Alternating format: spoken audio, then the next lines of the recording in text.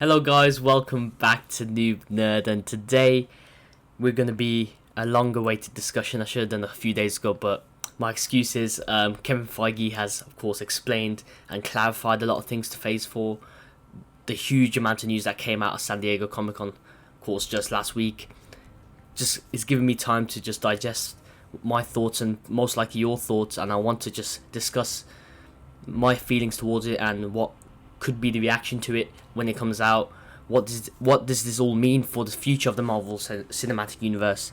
And of course, I want you to get involved as well. So before leaving a like, comment, well, what am I on about? Sorry guys, what I'm on about, just leave your thoughts down below. That's the whole point. I don't want to just make it all focused on just what I think. I like to try and get a gauge of what everyone else wants, and I try to predict that here. I'll try to predict what will people's feelings towards this movie, both casual as well as hardcore comic fans, ranging from all those spectrum. And it really is a difficult balance that Kevin Feige has managed to just pull off throughout these past 10 years, and it's only going to get better in my opinion. So yeah, leave your own thoughts down below. Like, comment, subscribe, share. I always appreciate the support. And let's just get on with it's not just even films or television. It's not even just films anymore. It's now focusing more on TV. And yeah, let's just talk about, before I go movie by movie and TV show by TV show, let's just talk about in general what's going on, because I'll talk about like what was missed out at the end of this discussion, but at the start right now I'm just going to talk about the fact that Disney Plus shows, of course we all know Disney Plus is a new streaming service coming out soon by Disney, and they're going to have Marvel Studios TV shows that are integrated within this universe. And of course, when they announced it in was it D23? I think, or like a Disney focused event, they announced it then. And yeah, Kevin Feige came out and said, this will be integrated into the universe. It will be focusing on characters that we've seen from the films, and that was really exciting. But hearing it here in San Diego Comic-Con alongside the timeline of other Phase 4 films, it was the same size. It was like there was no like, okay, these are films, these are TV shows. No, these are all the content that's coming part of this Phase 4. That really meant a lot. That really showed the intent of Kevin Feige and the rest of Marvel Studios, and how now, no, I'm not just saying this just to please the Disney investors. No, we are integrating these shows into the Marvel Cinematic Universe. And if you want to really get a gauge of what's going on, what the story is, how the story develops, how these Easter eggs are going to tie into everything, it's going to be more interconnected than ever. At least that's what many people think, and me including. And it's really exciting in my opinion. I think, of course, to some extent you could say that it might be a bit confusing. Not everybody has the time to watch all these shows, and I'm not saying these shows are going to be essential, but maybe they will be, and maybe it will just add a lot more depth to the characters. And of course some characters will be hopping in from TV show to film, but it also gives a chance for some characters that have been sidelined a bit, not on purpose, but just by circumstance, and give them a chance to shine. But yeah, we'll go more in depth with that when we actually talk about each show and each film in particular. So let's just start with Black Widow. This is going to be the film that kicks off Phase 4, which is an interesting choice, but I think it's just more, again, circumstance. And yeah, I just like the fact that they want to focus on just making the best film it can be. They've taken 10 years to get a script for this movie. Scarlett Johansson and of course many other fans who have been wanting a Black Widow movie for so long finally get it, and let's hope it's worth the wait. I think they would have been making this if they hadn't got a script for it, because strangely enough, it's one of those films that's like, would it have ever got made without the fan support? I don't know, man. I don't know if it would have. But of course, Scarlett Johansson's really propelled her career forward, and that's certainly helped in getting this film made. But no, I've always wanted this film as well myself. Just the sheer prospect of a Winter Soldier. I love the Winter Soldier spy feeling. If you can get that back into this movie, just make it feel like a contained small movie within a massive universe.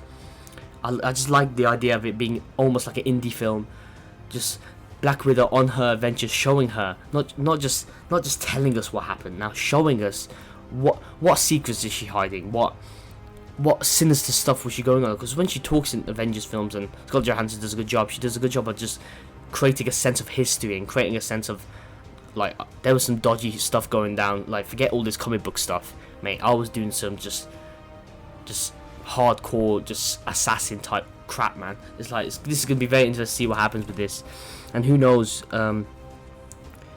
The cast of this movie is gonna be, maybe some of them will appear in new movies, some of them appear in other movies. You know what I mean? Because the cast here is sensational. Not just Scarlett Johansson as Black Widow, but also David Harbour from Stranger Things playing Alexei. Of course, that is ironic enough if you watch Stranger Things, and he's gonna be playing a Russian version of Captain America. That's really fascinating, isn't it? The Red Guardian, and he's gonna be. I don't know if he's gonna be a villain. He could be. I think many of these characters are gonna be not just black and white villain hero, and that's what happens with these things, with these spy genre films. Black Widow, of course, herself doesn't know if she's a villain or hero. She has to learn what place she has in the world, and of course, Red Guardian's gonna be a really good part of that. David Harbour's such a good actor. Such a good actor, man. He can do comedy, he can do seriousness. So is the other actors, I think. Rachel Weisz, that was such a huge surprise. I didn't know she was actually in this movie, and she's going to be playing another Black Widow who's been through the program 5 times, as we've heard. And I think that's a really fascinating concept, that maybe she failed the previous 4 attempts, and she could be jealous of Natasha, and yeah, that could be. Of course, there's not a lot of information to go on. I'm just going on pure speculation, but really, I can't wait to watch this movie, and this movie's going to make gangbusters. It really is. I just have a good feeling about this movie. They're having the right blend of comic book villain. You have Taskmaster, unknown actor, I forgot his name. Apologies if I forget anybody's name throughout this video. But Taskmaster's going to be in this. It's going to be mental, man. Hopefully they give him some dimension, not just make it so, okay, he copies your move. Okay, what else makes you interesting? Nothing. But hopefully, of course, the fight choreography is going to be on point. Just like Winter Soldier, hand-to-hand combat. Hopefully, it just feels different movie. Hopefully, it just doesn't feel like the same old. Okay, or one-liners everywhere, or spy for the sake of being our spy in it. Just like do it like with heart, do it with emotion, do it with pure dread, and feel the tension in the air. Because of course we know this is sort of a prequel. So of course, how are you gonna feel? How are you going to feel like tension with this, with Scarlett Johansson and the rest of the characters? Of course, it looks like Black Widow's going to be looking after or trying to protect another Black Widow from the program, Yelena Belova. I forgot the actress is going to call it. I like how it's a good mix of experienced actors and upcoming actors. So yeah, one of the upcoming actors playing Yelena Belova, and who knows, she could be the next Black Widow after this. But it's just going to be a story, and Natasha looking after her, but maybe the person she's looking after is in fact a double agent. Who knows? It's going to be really fascinating to see what happens with that. And yeah, it's going to be so exciting. So this, again, with all these movies and TV shows, I could do a whole video about them, but this is just a general going through piece by piece my thoughts, and let me know your thoughts down below for this movie. And I think many of you are really excited as well. I think the more you hear about it, the more you want to watch it. So yeah, let's just move on to the next piece of content that will be coming. What should I start? Well, to be fair, both of these, a TV show and a film, will be coming around fall 2020. So, of course, Black Widow's May. What's next? Let's just go on to The Falcon and Winter Soldier. Yes. The first Disney Plus show that will be coming out. And, of course, this is a banger one, isn't it? This is this is the Captain America show, eh? But obviously, I don't want it to just feel like, Steve Rogers Memorial Show, obviously. It's not going to be that. It's going to be like, who's going to be taking the mantle? Does Falcon have what it takes? Maybe Winter Soldier is going to be challenging that role. But Winter Soldier, Sebastian Stan, really good actor. Of course, Anthony Mackie, I saw him in Black Mirror, really good actor there. So they're going to be so good in these roles. They're going to have chance to even develop more, because I feel like their chemistry is so good together. We barely get to see them together or by themselves, let alone in a TV show. So it's going to be really cool to see them too. And it's a really important subject matter. Just Captain America. Like, who doesn't love Captain America? The burden of Steve Rogers' death is going to hold on hard. Of course, of course, Steve was his only connection to humanity, but hopefully the Falcon can show him that his friendship and camaraderie can be something to behold as well. And yeah, who knows what's going to happen in this show, actually. Let's see. Oh yes, Baron Zemo. Baron Zemo's coming back. It makes sense that he's going to keep his face hidden. He's a wanted man. He, of course, he teased that he was coming out of Civil War, and they found a way to fit him in here, and he's, of course, it works perfectly with this context of the show. Obviously, Captain America's arch nemesis in the purple mask. He's back. It's going to be really interesting to say. Yeah, so yeah, they showed him in his familiar purple mask. I think I've seen leaked pictures of that, and yeah, Daniel Bruhl is such a good actor as well. So he's been in multiple Netflix streaming services shows. He's been in all these actors are used to being in TV, but at the same time, you've seen their ability to act, and they're gonna do so well here. By the way, it'll be interesting to see if they do like limited series. So this is like maybe Phase 5, all of these seasons get season 2s, or maybe some of them are limited series. It's a new process by Disney Plus and Marvel, so whatever happens. Of course, if the popularity is huge, they'll make a new series as well. But of course, hopefully these stories make sense within the context of when they're put in. But really, we just the most priority is not just always, you don't want the timeline hanging over you, be like, oh yeah, you have to do this because the other movie did that. You want to just have its own good story, and hopefully we see these two fight out themselves about what it means to be a commodity between relationships, but also trying to take down a terrorist, essentially. Hopefully maybe we see flashbacks with Ban Zimo's family before they died, who knows. But of course, the movie that will be coming out November 6th, 2020. That's a specific date, unlike the Captain America show, Falcon and Winter Soldier show. We don't know when that's coming out exactly. That's coming out fall 2020. But here we have the Eternals coming around at the same time, November, and the Eternals. When this was announced, I was like, "What? I don't even know who these people are, mate." I'm gonna be completely honest, but the more I'm really fascinated by this. I always like the idea of I need to watch Tomorrowland, or I need to watch those movies that really propel you into like a strange new world that you've never really been to before, beyond humanity itself. And of course, DC are going to do that with New Gods as well, and that's really fascinating me.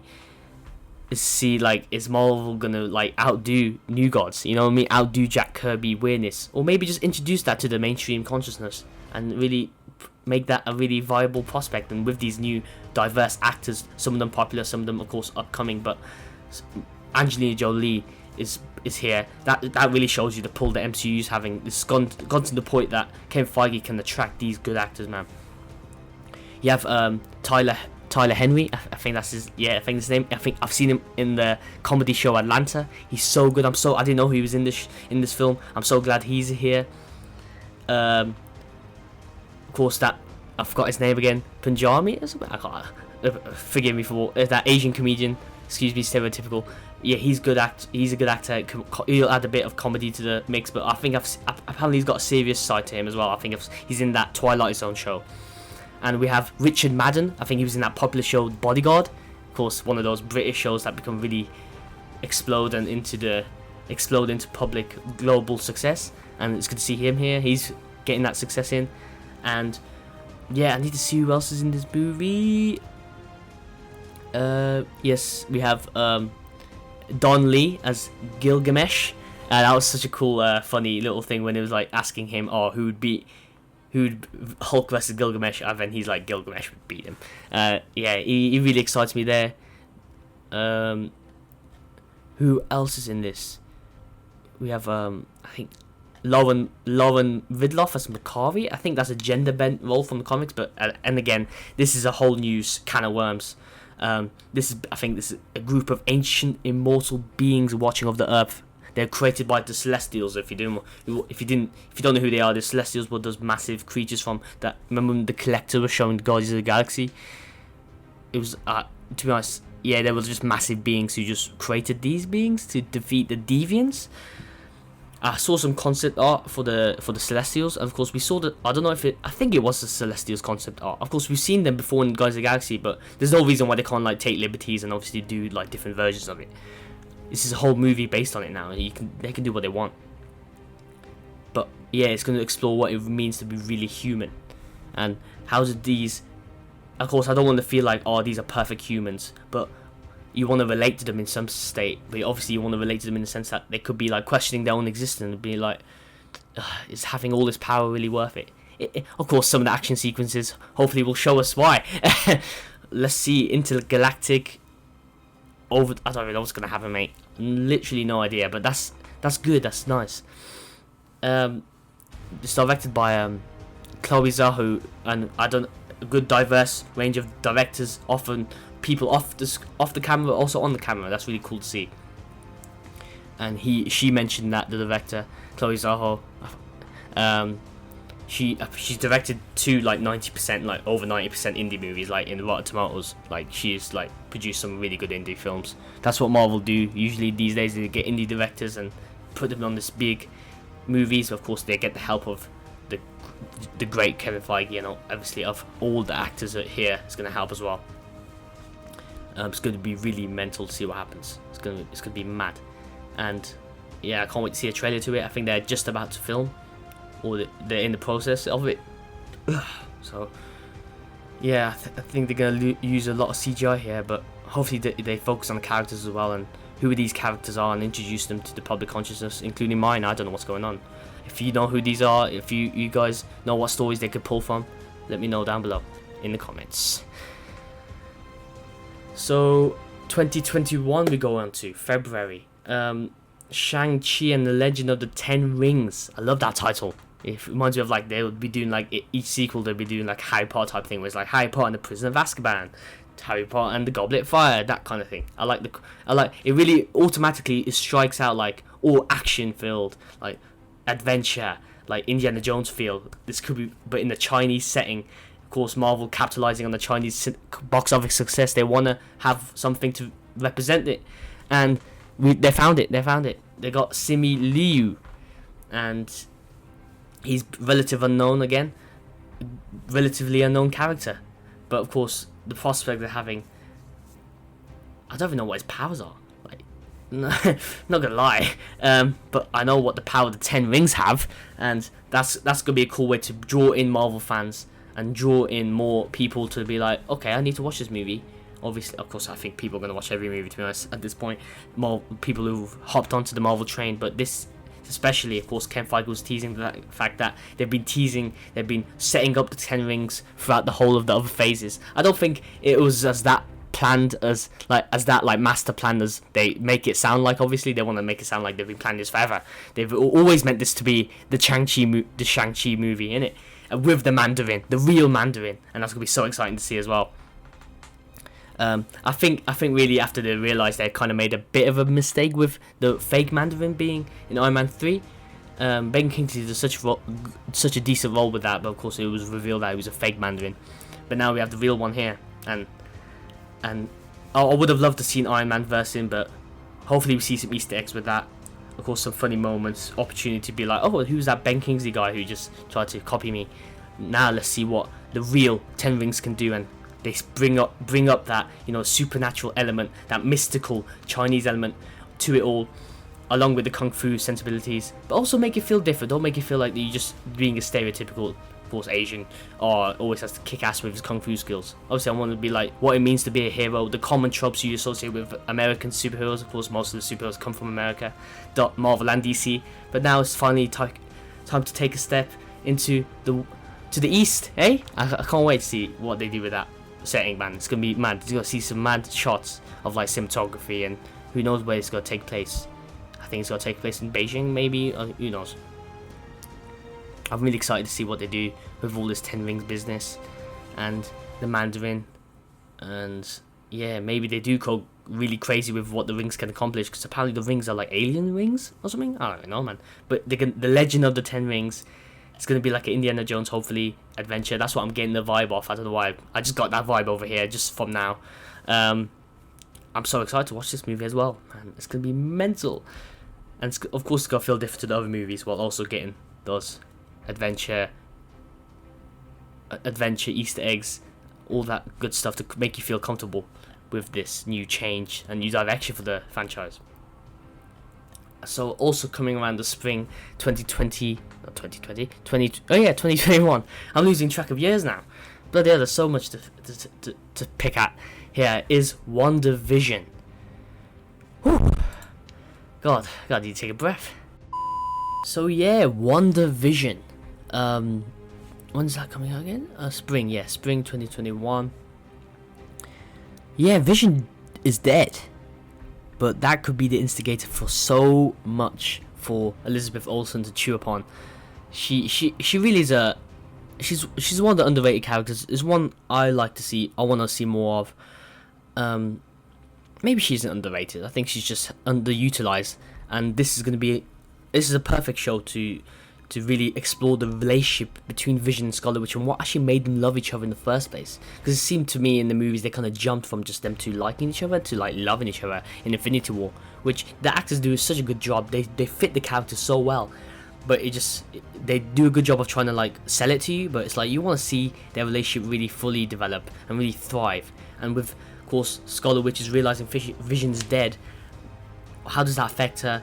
What made her, of course, love him in the first place? But also, how much will she go to take him back? And of course, we all know Scarlet Witch has powers that can do some reality warping stuff, some mad stuff. And Olsen has promised, as I can read here, that it's going to get weird. And yeah, maybe we'll see some visions, actual visions from Wanda. That's why it's called WandaVision. I'm saying it all fits perfectly. But yeah, Scarlet Witch is gonna hopefully see some. Apparently there might be some like 60s like homages to like our Vision family, some cool Easter eggs, some cool comic book stuff that's gonna happen. Monica Rambeau will be making her debut as a character within the show. Of course, she was a child in Captain Marvel, but she's all gonna be grown up here. It'll be interesting to see if we see her origin. Maybe Scarlet Witch gives her powers somehow. Who knows? There's a lot to theorize about, but it's going to get interesting. It's going to be really cool to see them to develop their relationship and get to really comic booky and weird places, but also with a sense of emotional relationship and romanticism as well. And yeah, and of course with the inclusion of Elizabeth Olsen in Doctor Strange, that really takes up my excitement for this TV project really seriously, and I'm definitely going to be watching this before Doctor Strange comes out, because hopefully we see even Benedict Cumberbatch come in for like a post-credit scene, and it'll be interesting to see if the TV shows have post-credit scenes as well as the movies. That'll be a cool way to like again reiterate the fact that these are all part of the same interconnected universe, and the TV shows really are a new facet that's coming towards Marvel Cinematic Universe as we go away from the Infinity Saga and into even beyond the crazy places and expand the universe, not just cinematic, not just in movies, but also cinematic in the streaming sense. Streaming is becoming popular, and that's why they made these shows in the first place. That's why Disney want to outwit Netflix. So Doctor Strange. So Elizabeth Olsen is going to appear in Doctor Strange in Multiverse of Madness. Interested to see how WandaVision fits into all that. Of course, again, how they're gonna like connect it. Will people be confused or see like if they don't watch WandaVision? It's all those kind of worms. But hopefully, they know what they're gonna do. I think they're gonna make it so if you only watch Doctor Strange 2, you're still gonna know what's going on, obviously. But if you watch WandaVision, you get a more developed sense of the character of Wanda Maximoff as she hopefully learns from Doctor Strange and it taps into her potential as magic user, because she was revealed by Kevin Feige to be a magic user a couple of years back. But now they're gonna properly show that on screen and really see how much craziness they can do in the Multiverse of Madness. That title is so comic booky. It's amazing. We would never have got that title 10 years ago. But it's mental, man. It's like something I thought was fan-made titles, to be honest. This and the Thor sequel as well. These titles are mental, but the more I read it, the more I dig it. At the start, I was like, okay, it's a bit weird. I don't know how they're gonna do that for us. I don't know how they're gonna. It's a bit of a weird film title, but that's the whole point. That's the whole point. The Marvel Cinematic Universe is comics on film, and one of the best versions of Marvel comic series and the best representation of a comic book line ever, man. I'm just so gassed, man. I'm on a tangent. But Doctor Strange is such a good first movie to set up for this multiverse dimension hopping. The visuals hopefully are going to be even more crazy, but it's going to have a scary hinge to it, because Scott Derrickson, former Harvard director, said he's going to make this the first scary MCU film. So yeah, it's going to be, they really are fitting into a tone for these movies and making it feel different again from the other movies. Not just for the fact that, of course, everything's becoming even more comic book crazy, so they need something for Doctor Strange to really something to differentiate it even more so, and the cosmic horror aspect to it is going to be mental to see. So yeah, I'm really excited for this movie. Who knows? Of course, there's so many possibilities. They're going to start filming probably next year. And yeah, who knows who's going to be the villain for this movie after Dormammu? How is he going to get himself out of this one? You know what I mean? Will it break the universe a bit? Will this movie create changes that ripple effect into other movies? Who knows? So yeah, we move on to another spring 2021 schedule for Loki. Of course, we've heard a lot about this. Loki is of course fan favorite character, but this version of the character will be from the Avengers Endgame one, where he escaped from the Tesseract. And it's very interesting to see that Tom Hiddleston, of course, great actor. He knows how to do TV, he knows how to do film. He's gonna be in his element once again. And he says there's a lot of psychological evolution that's still yet to happen with Loki, as of course this version is still evil post Avengers, of course, in that new timeline. So it'll be interesting to see if he hops into this new timeline and see what mischief the god of mischief can cause mischief, you know what I mean? And it's going to be really funny, but also really hopefully character retrospective of what it means to be what Loki can become, what the potential of his character can be. Because of course I think in the movies of the Avengers they did a good job of making Loki even more and more so an anti-hero. So hopefully they don't just retread that ground in the TV show, but of course with a TV show you've got so much more to work with as well. And it'll be interesting to see if he, like, maybe this version of Loki sees another version of himself that's an anti-hero, and how does that affect him? Is he pissed off that this version of Loki like became good, whereas he stayed bitter? You know what I mean? Like, I'm just speculating at this point, but it's gonna be so interesting to see what happens. Maybe we see some cameos from Asgard, of course, as a city before, of course, it got blown up and into just a normal city on Earth. Maybe we see that alien, fantastical Asgard once again. Who knows? We see actors, hopefully Chris Hemsworth, maybe even Odin, other versions of Odin come here. Time travel. It looks like, I think I've heard that there's going to be a time travel element, so he's going to be setting the events in motion of history. So like he's going to be back in World War One, maybe he's hanging out with Hitler or something. I don't know. Who knows? It's going to be really cool to see. It's going to be maybe like a quantum leap style to this. The possibilities are endless with all these shows, to be honest. And let's just hope that hopefully the writers know what they're doing in terms of good pace of the shows, not making them feel too over bloated, and just making it feel tight, focused, but also, of course, adhering to the comic book landscape as well. And of course, summer 2021, of course, I think with this, it allows you to go as crazy as you want. This animation show is going to explore the What If series line, where you just see different timelines, different options, and it makes sense. Post Endgame, of course, they introduced that concept, and they're just going to make a really cool animation about what if Peggy Carter picked up Steve's shield. Voices of actual actors from the Marvel Cinematic Universe, even Michael B. Jordan. It'll be interesting to see like all these actors that were once in the Marvel Cinematic Universe return to some extent, even if they can't return in the movies. Like Michael B. Jordan, Hayley Atwell, of course, as Agent Carter. It's gonna be cool to see. And apparently Westworld's Jeffrey Wright, of course, he's an actor everywhere. He's going to be in the new James Bond movie, of course, as Felix Leiter. He's in Westworld, and he's going to be voicing the Watcher. And of course, we saw Watcher as the Easter egg in Guardians of the Galaxy, and it makes sense for him to like narrate all these storylines, and that really, again, is like a comic book thing put to life. And hopefully, the animation style reflects that, and also makes it look cool. Of course, if it was live action, it would be too crazy to do in it. But of course, with animation, the possibilities are endless. And maybe with the Watcher, you see maybe comparisons to the real life MCU, and maybe you see like sometimes like it really. Of course, it's animation. Of course, it doesn't adhere to the canon of the MCU too much, but it sort of does. It really just explores all these timelines that could have happened, and that are technically different universes, I think. Multiverse. Gotta clarify that more, Doctor Strange. Clarify what's going on. But hopefully the Watcher can as well. So we move on to the fall 2021. And there's Hawkeye. So fall 2021 Hawkeye TV series, in which Clint Barton trains a young Kate Bishop. So yeah, they're fully going for this storyline. It was kind of hinted with him like training his daughter almost. Maybe we'll see his daughter as well. Who knows? Who knows? Yeah, this will follow Hawkeye. The artwork I think they released, I think it got leaked, the video. It was inspired by that Hawkeye series, that acclaimed one, the solo series that came out a few years back, and it's got the same logo and everything. So if apparently it's good, I might need to read that actually before watching this, just to give me a sense of the Hawkeye character and what is the potential for this character, because I've never actually known him in the comics. Really relative unknown. Of course, all I've known is the MCU character, who apparently is quite different from the comic book counterpart.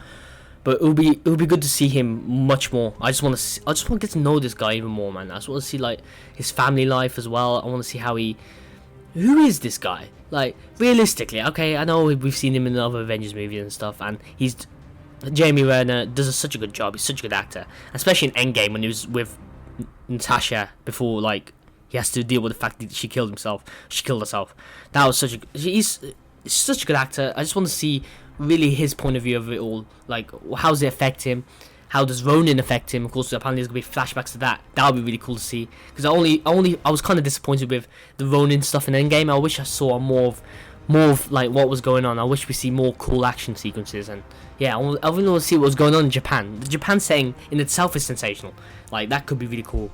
But of course, that's gonna be flashbacks. He's gonna be teaching a young Kate Bishop. Who knows who's gonna play her?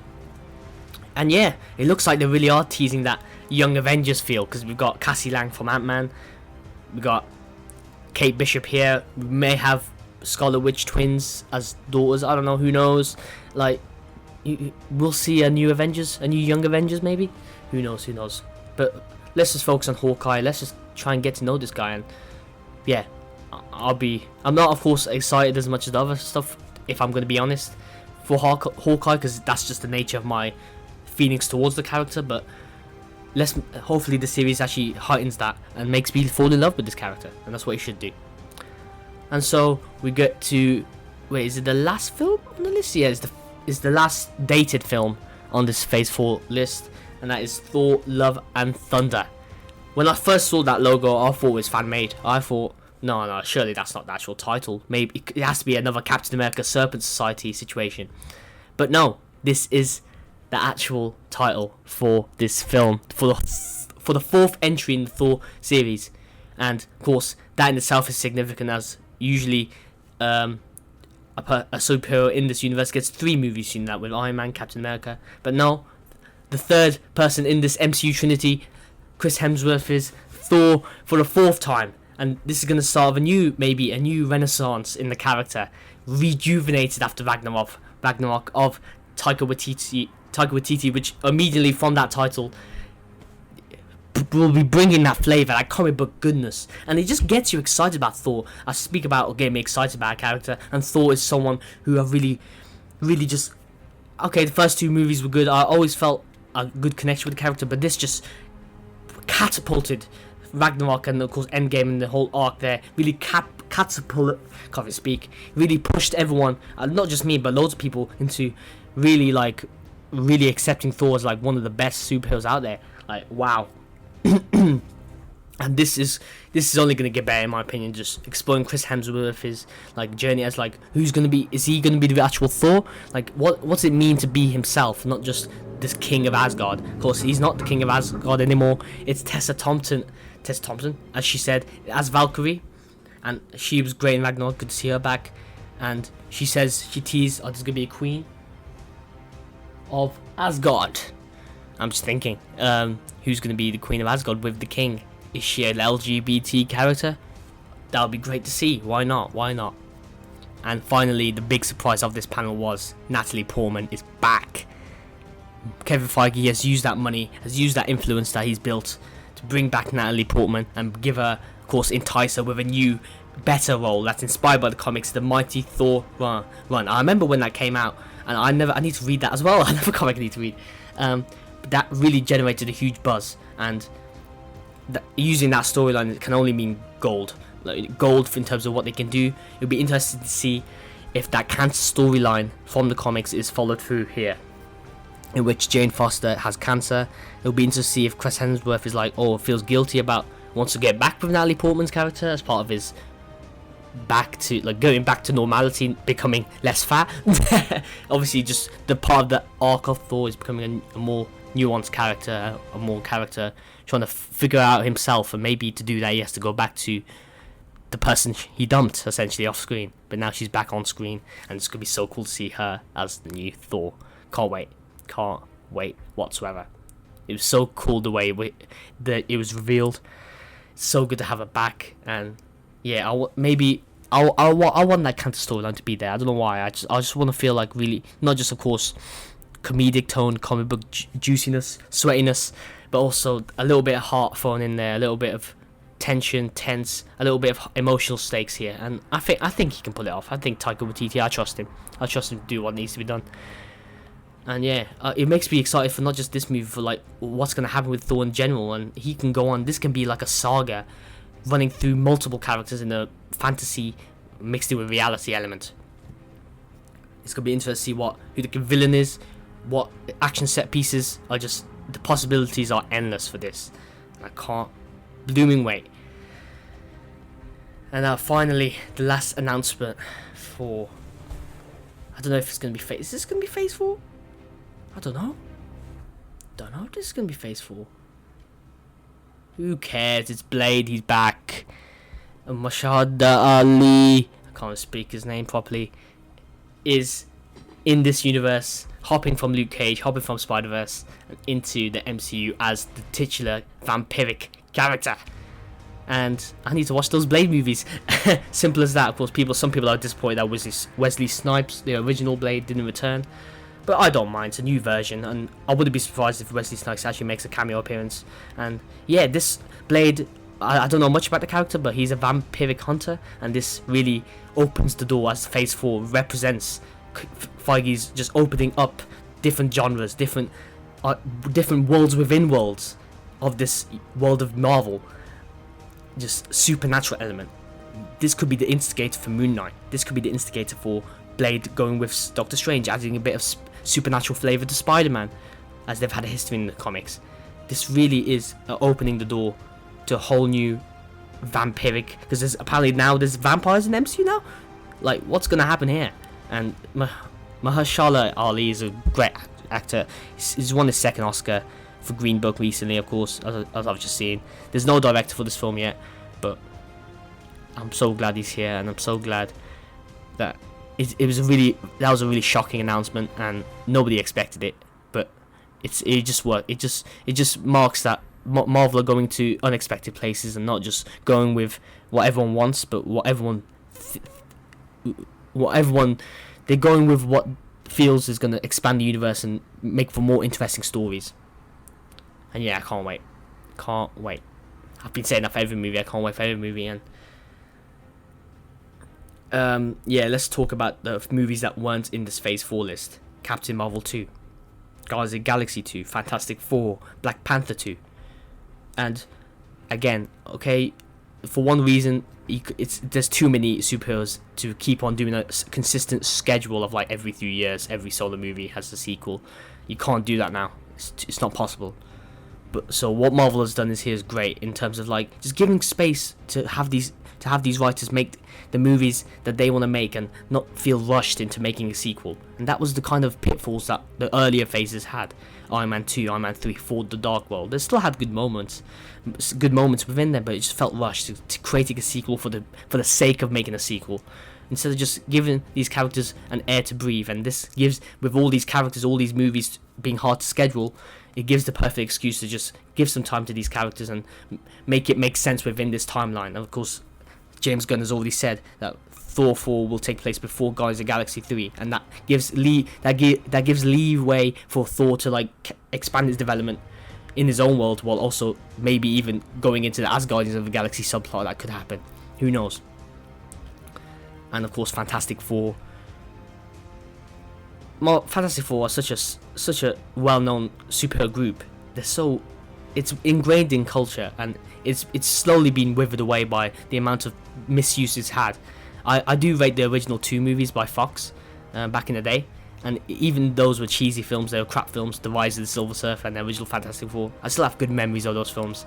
And if they can translate that to make it less goofy and just more good writing, simple as that, guys. Simple as that. Better screenplay, and Marvel Studios can accomplish something really cool. And I would have liked to see Fantastic Four as part of Phase 4, but Phase 4 is only going to be a short amount of time anyway, so it doesn't make a difference. Of course, Phase 4, Fantastic Four, fits 4, everything's 4. It would have sounded nice, but nah, it's fine. Fantastic Four, just take the time to cast whoever we need to cast. Emily Blunt and Krasinski. Just saying, that's all I'm saying. And also Montgomery, who played was it Billy in Stranger Things, for Johnny Storm. That's all I'm saying. That's all I'm gonna say for that one. And yeah, it's exhausting, man. My throat's gonna die. But thank you guys for sticking with me if you have, throughout this whole video, if you have, because I know it's a long ass discussion.